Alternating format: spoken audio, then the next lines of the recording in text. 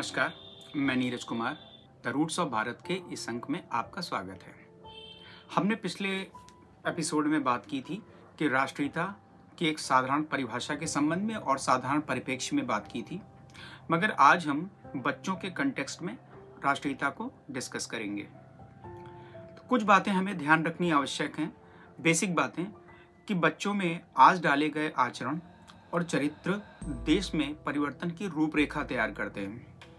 दूसरी बात है कि राष्ट्रीयता रगों में दौड़ने वाली सजीव वस्तु है, न कि सिर्फ 15 अगस्त और 26 जनवरी को मनाया जाने वाला कोई पर्व मात्र।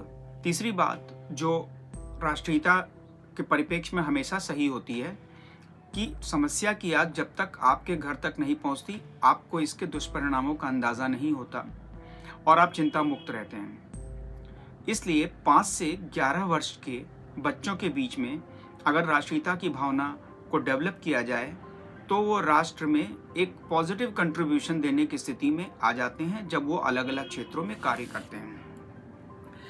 अब हम इस पे बारे में अगर आगे बात करें तो राष्ट्रीयता की आवश्यकता इतिहास के दृष्टिकोण से क्यों है। हमारा पॉलिटिकल, सोशल, इकोनॉमिकल और लिटरेचर के संबंध में जो इतिहास में अनुभव रहा है वो बहुत बुरा रहा है। हमारे ऊपर कई शताब्दियों तक विदेशियों द्वारा और अंततः ब्रिटिश द्वारा शासन किए जाने के मुख्य कारण है कि हमारे अंदर राष्ट्रीयता की भाव की एक कमी पड़ गई थी, जिसकी वजह से एक लंबे समय तक हम मानसिक गुलामी का शिकार हुए। इसका एक एग्जाम्पल ये है कि जिस वक्त अंग्रेज हमारे भारत में प्रवेश किए उस वक्त हमारी जीडीपी 26-27% के अराउंड थी, और जब आज़ादी के समय में जब वो छोड़ कर गए तो उस वक्त हमारी जीडीपी 3 से 4% के करीब आ गई थी। इसका मतलब कि वो हमारे देश को पूरी तरह से लूट रहे थे, पूरी तरह से सोख रहे थे, चूस रहे थे। तब हम राष्ट्रीय भावना से एक होकर उनके खिलाफ लड़ने को तैयार नहीं थे। तो अब इस राष्ट्रीयता की भावना को अगर इतिहास के परिप्रेक्ष्य में देखें तो आखिर उसके परिणाम क्या हुए। पहला परिणाम सिटीजन्स पे ये पड़ा कि हम इन्फीरियरिटी कॉम्प्लेक्स के शिकार हुए। नंबर 2, हमारी अप्रोच अपने कल्चर को लेके निगेटिव हो गई। नंबर 3, हमें जो इन्फॉर्मेशन पिछले 200 सालों में आज़ादी के ठीक पूर्व की दी गई वो इन्फॉर्मेशन अपने आप में पूरी तरह सही नहीं थी, वो एक पक्षीय थी। चौथा कि सब कॉन्शियस लेवल पे हम मानसिक गुलामी का शिकार हो गए और हमारे अंदर ये भाव आ गया कि हम गुलाम रहने के आदी हो गए आज भी। और सबसे अंत में जो सबसे इम्पोर्टेंट भी है कि इंग्लिश एजुकेशन ने हमें सेल्फ हेट यानी आत्मघृणा करना सिखा दिया। इसके अलावा एक इम्पॉर्टेंट चीज़ थी कि वेस्टर्नाइजेशन को मॉडर्नाइजेशन कहा जाने लगा, जो बिल्कुल भी सत्य नहीं है। मॉडर्नाइजेशन एक अलग चीज़ है, वेस्टर्नाइजेशन एक अलग चीज़ है। तो हम ये देखें कि हमारे इतिहास को जो लिखा गया उसमें अर्लियर सोर्स क्या थे, तो वो राजाओं के यहाँ जो कोर्टियर थे वो राजाओं के अनुसार ही इतिहास लिखा करते थे, या उसके बाद जब ब्रिटिश की गवर्नमेंट आई तो उसमें ब्रिटिश के डॉक्यूमेंट ही उसके सोर्स बने। इसलिए इन सोर्सेस पे आधारित जो इतिहास लिखा गया वो एक पक्षी रहा। इसको पूरी तरह से इसके साथ न्याय नहीं किया गया। आज़ादी के पूर्व कुछ लोगों ने, लेकिन आज़ादी के पश्चात करीबन 1970 के बाद के दशक में लोगों ने इसके बारे में एक नई रिसर्च शुरू की और उस रिसर्च में बहुत सारी नई चीज़ें सामने आईं। उन रिसर्च में सोर्सेस क्या थे, तो royal society of Paris, royal society of London, trustee of national library of Scotland, Indian office library, Indian office record, controller of her majesty office, traveller, और उसके बाद जो उस समय रिसर्चर भारत में आए उनके रिसर्च पेपर्स इसका मूल स्रोत हैं। तो हम जब आगे देखते हैं तो इस सोर्सेस से जो इतिहास में चीज़ें सामने आईं तो हमें ये पता चला कि हम लोगों का लेवल ऑफ वर्क हर क्षेत्र में क्या था। हम स्टील इंडस्ट्री में बहुत अच्छा एक्सेल कर रहे थे, जो उस समय दुनिया के सर्वश्रेष्ठ स्टील हमारे भारत में बनती थी। आयरन और मेटल की फैक्ट्रीज भारत में बहुत जगह क्षेत्रों पे स्थापित थी। बिजनेस की क्वालिटी तो भारत की जीडीपी ही बता रही है कि वो कितनी शानदार थी। मेडिकल के क्षेत्र में हम अच्छी प्रोग्रेस कर रहे थे, जो उस समय उपलब्ध व्यवस्था थी उसमें हम सर्वश्रेष्ठ थे। और एग्रीकल्चर भी हमारा अच्छा था, क्योंकि अंग्रेज अगर यहाँ 200 साल तक रुके थे तो शायद इन्हीं सारी तकनीकियों और इन्हीं विकास की चीज़ों को देखकर वो यहाँ आकर्षित हुए थे, और यहाँ रुकने का अंग्रेजों का कोई कारण नहीं था। इसके अलावा अगर आज की डेट में कुछ बुक्स, जे साई दीपक की लिखी हुई किताब शशि थरूर जी की लिखी हुई बुक, धर्मपाल जी की लिखी हुई बुक्स अगर आप पढ़ें तो आपको अलग अलग सोर्सेज में इतिहास के संबंध में बहुत सारी जानकारी प्राप्त होगी। इसलिए पढ़ना बहुत आवश्यक है, जिससे आप अपना एक नए एंगल से चीज़ों को देखें और अपना माइंडसेट तब बनाएं। अब बात आई कि हमें अब आगे बढ़ने की ज़रूरत है। तो राष्ट्रीयता अगर हम बच्चों के परिप्रेक्ष्य में देखें तो हम पास्ट में देखेंगे कि क्या क्या हुआ, तो उससे हम सीख सकते हैं। और हम बच्चों के परिप्रेक्ष्य में इसलिए बात करते हैं क्योंकि बच्चे जब युवा होंगे और उसके बाद अलग अलग क्षेत्रों में काम करेंगे, तो जो आज हमने उनके ब्रेन में जो चीज़ फीड की है वही चीज़ वो रिफ्लेक्ट करेंगे आने वाले 10, 15, 20 सालों में। तो गलत हाथों में देश की सत्ता को हम नहीं सौंप सकते या छोड़ नहीं सकते।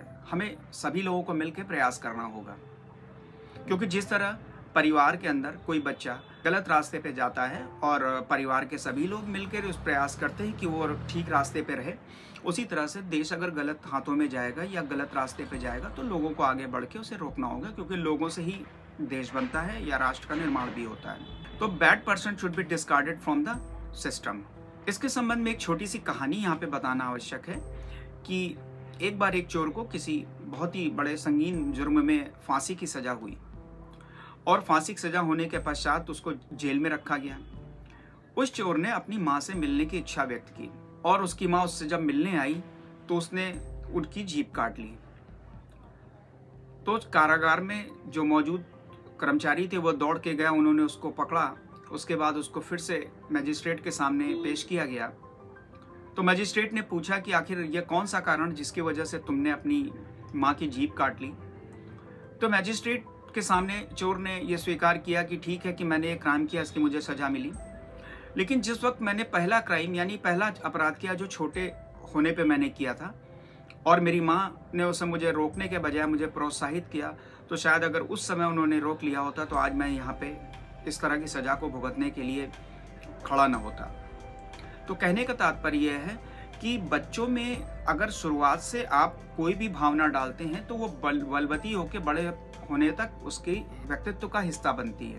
अब हम इसके बारे में थोड़ी बात करेंगे कि हमारी प्रॉब्लम है क्या आज की डेट में बच्चों को लेके, खासकर जो निश्चित रूप से उसके व्यक्तित्व का हिस्सा न होने की वजह से राष्ट्रीय निर्माण में हमारे यूथ की भूमिका जो होनी चाहिए वो नहीं हो रही है।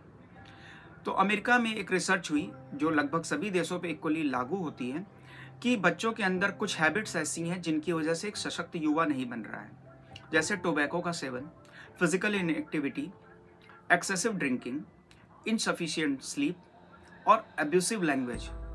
ये बिल्कुल कॉमन फिनोमिना बन चुका है समाज के अंदर। एब्यूसिव लैंग्वेज की तो हालत ये हो चुकी है कि हम लोग सड़क चलते या मार्केट में कहीं खड़े हैं तो बच्चे अब इस बात की बिल्कुल केयर नहीं करते हैं कि हम क्या भाषा बोल रहे हैं, और बगल में खड़े हुए लोग हमसे उम्र में बड़े हैं, उन्हें हमारे लिए उनका क्या नज़रिया होगा वो इसका बिल्कुल ध्यान ही नहीं देते। दूसरी बात आती है कि बच्चों के डेली रूटीन का ठीक ना होना।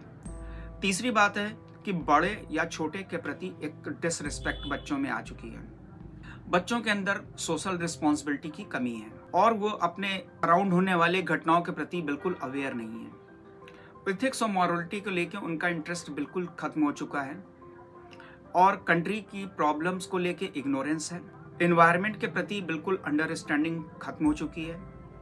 उसके अलावा आर्ट और कल्चर के लिए बिल्कुल इररिस्पॉन्सिबल बिहेवियर बच्चों में आ चुका है, और साथ ही साथ फैमिली अफेयर्स, नेबर्स और फ्रेंड्स को लेकर बच्चे सेंसिबल नहीं हैं।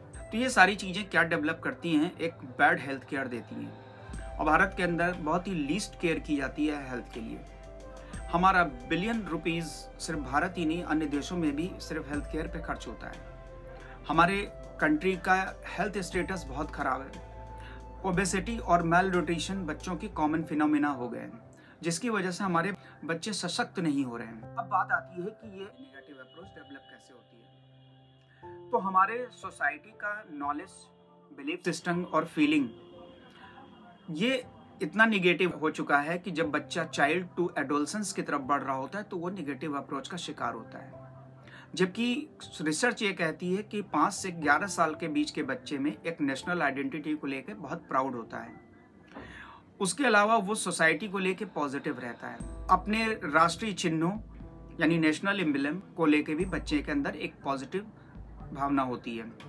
तो हम देखते क्या है कि ये होता कैसे है। तो इसमें पता ये चलता है कि जब एक्सटर्नल फैक्टर 11 साल की उम्र के बाद काम करने लगते हैं, वो अलग अलग माध्यमों से, चाहे वो डिजिटल मीडियम हो, प्रिंट मीडियम हो, सोसाइटी का स्ट्रक्चर हो, तो वो बच्चा पॉजिटिव से निगेटिव की तरफ बढ़ने लगता है। तो हमें करना क्या होता है? करना ये है कि कॉग्निटिव लेवल पे ही हम जो इन्फ्लुएंस होता है उसको कम करने का प्रयास करें। Affective aspect of national identity क्या है? तो हम ये देखते हैं कि जब नेशनल आइडेंटिटी को लेकर जब उसका इवैल्यूएशन प्रोसेस हो रहा हो, तो उसमें हम ठीक करने का प्रयास कर सकते हैं। और दूसरी कमी क्या होती है कि हमारे अंदर सेंस ऑफ बिलोंगिंग और अटैचमेंट टुवर्ड कंट्री वो कम है। नेशनल जियोग्राफिकल टेरिटरीज को लेके इमोशनल अटैचमेंट नहीं है। और भारत के जो राष्ट्रीयता को लेके एक डायनेमिक स्ट्रक्चर है, उसको समझने की ज़रूरत है, क्योंकि एक समय में एक आदमी विभिन्न तरह के रोल अदा कर रहा होता है। कभी वो मदर फादर है, तो कभी एक अपनी प्रोफेशन को लेके है, तो कभी वो मिडिल एज मैन की तरह है, कभी वो पुत्र या पुत्री की तरह है। तो उसको हर रोल में नेशनलिटी को देखना होगा। तो नेशनलिटी के कुछ एस्पेक्ट ऐसे हैं जिससे नेशनलिटी को हम आइडेंटिफाई भी कर सकते हैं, जैसे कि food we eat, clothes we wear, language we speak, mass media we use, education we receive and life style we adopt.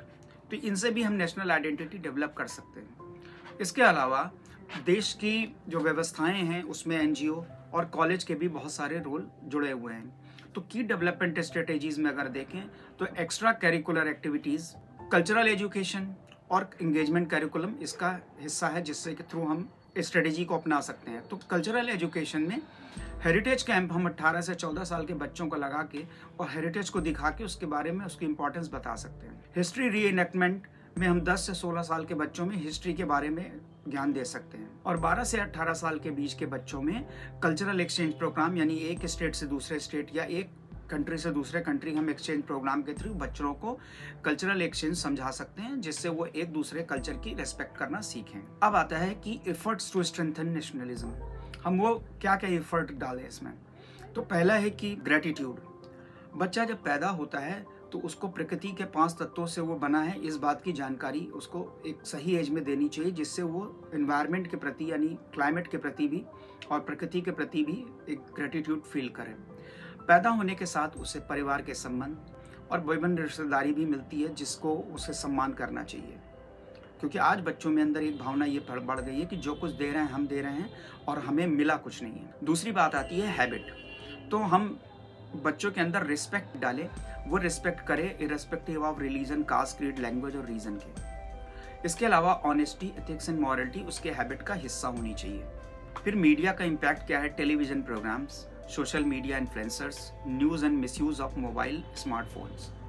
वो इनको देखते वक्त इस बात का फिल्टर कर सके कि उसे क्या प्रोग्राम्स टीवी पे देखने हैं, किस इन्फ्लुएंसर्स के प्रोग्राम को देखना है, ये फिल्टर करने की आवश्यकता है। अब दूसरी बात ये आती है कि इसको डेली रूटीन के थ्रू हम कैसे ठीक कर सकते हैं।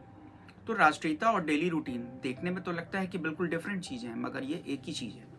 आपके डेली रूटीन में कुछ ऐसी बातें होनी चाहिए जिससे कि आप अपने समाज में, अपने राष्ट्र में एक व्यक्तित्व के निर्माण के थ्रू उसको स्ट्रॉन्ग कर सकें। जैसे कि बच्चों में सफाई की आदत होनी चाहिए। अगर आप बच्चा घर में सफाई रखेगा तो वो बाहर भी सफाई रखने का हैबिचुअल होगा। बुक्स ऑर्गेनाइज करना सीखे कि अपनी किताबों को ठीक से सहेजें। हम्बलनेस यानी कि उसके अंदर विनम्रता होनी चाहिए जो हर जगह दिखे। Thankful attitude, early to bed early to rise. तीसरा है simply know what is enough, उसे ये पता होना चाहिए कितना इनफ है आपकी क्षमता के अनुसार। लेकिन अगर आपको इससे ज़्यादा चाहिए तो अपनी क्षमता को विकसित करिए और सही तरीके से उसको पाने का प्रयास करिए। आचरण, उसका डेली आचरण ऐसा होना चाहिए कि लोग उसके ऊपर गर्व कर सकें और उसके माँ बाप, उसके परिवार का सम्मान बढ़े। और एम्पैथी होनी चाहिए जिससे वो दूसरे के साथ हुए दुखों को समझ के अपने हिसाब से उसको समझे और उसके प्रति सहानुभूति रखे। फिर how are you, thanks to you and because of you का एटीट्यूड होना चाहिए, जिससे वो लोगों के प्रति उसका सम्मान बढ़े। अब ये सारी चीज़ें अपनाने से वो देखते हैं कि पर्सनल लेवल पे उस पर क्या प्रभाव होता है, क्योंकि राष्ट्रीयता कोई गोली या कोई इंजेक्शन नहीं किसी से लगा दिया जाए और वो पैदा हो जाएगी। तो सबसे पहली बात ये है कि अगर डेली रूटीन हैबिट के थ्रू हम ये चीज़ें ला रहे हैं और स्ट्रेटेजी के थ्रू इसको इम्बाइब कर रहे हैं, तो हम ये देखते हैं कि बच्चे में कैरेक्टर बिल्डिंग होता है। बच्चे में बहुत अच्छी क्वालिटी सबकॉन्शियस माइंड में बैठती हैं। उसका सेल्फ स्टीम बढ़ता है, रिस्पॉन्सिबिलिटी बढ़ती है, positive action in work place उसका बढ़ता है, self confidence, courage, creativity, patience, compassion, curiosity, optimism, integrity, self reliance, adaptability and supportiveness. ये बच्चे के व्यक्तित्व का हिस्सा होते हैं और बच्चा एक स्ट्रॉन्ग कैरेक्टर का निर्माण करता है। अल्टीमेटली वो राष्ट्रीय कैरेक्टर बन जाता है, क्योंकि बहुत सारे बच्चे इकट्ठा होकर जब एक समाज या बहुत सारा समाज इकट्ठा होकर एक रीजन और फिर अल्टीमेटली नेशन को स्ट्रॉन्ग करते हैं। बात आती है कि क्या इन बातों को डालने से हमारे ब्रॉडर लेवल पे क्या इम्पैक्ट होता है।